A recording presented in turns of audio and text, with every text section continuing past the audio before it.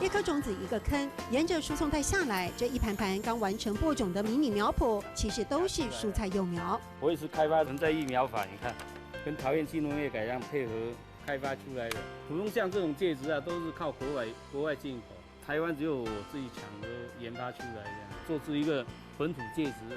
育苗的土壤自己改良，是林应树接手父亲的传统苗园之后率先的尝试，结果把30%的发芽率提高到100%。苗是我们自己本身在控制的啦，那是说种子，如果说种子发芽率不好，我们就反映的给前端那边去，或者你在叠加种子塘里面再去采购这样子。顺利发芽只完成第一步，种子成长的环境关卡有太多得小心。在钢骨结构的温室里，天车式洒水系统加上活动式植床，阳光、空气、水的要件一板一眼，有精密的计算。现在日本很流行的那个室内蔬菜呀，但是现在困难点就是光照的问题。如果说光照有办法克服的话，如果说有配合厂商要来做的话，可以来做个示范这样子。现在林应树的苗园1年可以培育30几种菜苗，这是应用科技的成果。唯独一点，他坚持要听老天爷的话，顺应大自然的时序。有些什么季节生产什么蔬菜，我们就有了。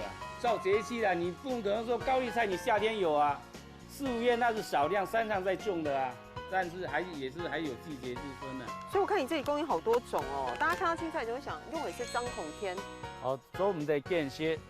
母后建设不要偏食，对不对？不要挑嘴。育苗规模有所成，林应树想得很简单，因为万物种根基，他在播种的第一线好好的掌控品质，就能为其他农场提供最优质的种子部队。用的是张孔天母后建设，用的是张孔天母后建设。